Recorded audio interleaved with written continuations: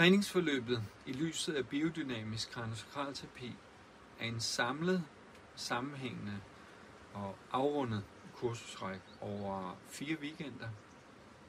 Det er 8 undervisningsdage. Det er et forløb, som jeg første gang undervist i 14, og det udsprang af samtaler, jeg havde med forskellige af mine kolleger, som spurgte, om jeg havde lyst til at videreformidle nogle af de ting, jeg gik og lavede i min klinik. Og der havde jeg arbejdet med biodynamisk kraniosakralterapi en del år allerede. Så det kunne jeg mærke med det samme, at ja, det havde jeg absolut. Men jeg kunne også mærke, at jeg havde brug for at finde en form, hvor jeg havde det godt med det, og hvor jeg synes, jeg kunne formidle de vigtigste ting fra det, jeg lavede i min klinik. Så kort tid efter de samtaler sendte jeg invitationer ud, og så begyndte vi i januar 14 med de første hold. Og siden da har jeg undervist 10-11 gange, og udbyder det igen her fra januar 24 i Roskilde og Aarhus. Og der er selvfølgelig sket en masse gennem de 10 år med behandlinger og selvfølgelig også med mig. Og en masse erfaringer er kommet til, en masse nye greb er kommet til. Så plus der kommer nogle nye ting til her for første gang på de nye træningsforløb. Men essensen af træningsforløbene er helt den samme som dengang, nemlig at alt jeg inddrager, alle de forskellige indgange, jeg benytter i min klinik, de udspringer alle sammen af det biodynamiske, har afsæt i det biodynamiske. Så den del er fuldstændig den samme, og så er der som sagt kommet nye ting til. Formatet bliver, at vi på første modul, der vil jeg præsentere endnu mere omkring det biodynamiske, og vi vil fortsætte vores arbejde med det. Alle, der deltager på træningsforløbet, har taget kurser i biodynamisk, så vi starter alle sammen fra et sted, hvor der er et vist kendskab til det. På anden dagen på første weekend, der vil jeg for første gang præsentere biodynamisk kinesiologi, som er en del, jeg glæder mig rigtig, rigtig meget til. Og som er noget,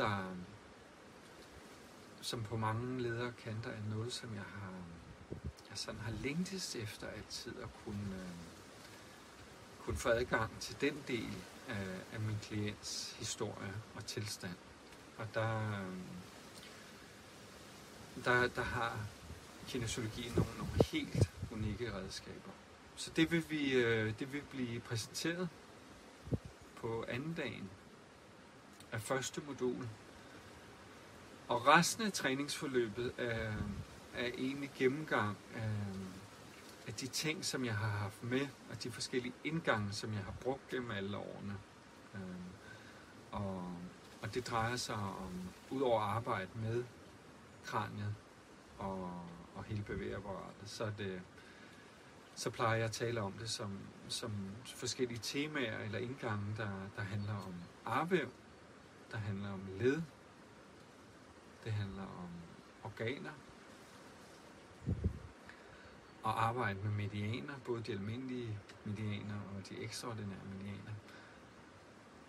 Og en væsentlig del for mig af det, jeg laver i min klinik, er også det, jeg plejer at tale om som mønstrene bag klientens tilstand, hvor jeg er meget inspireret af kinesisk medicin, og den måde, de ser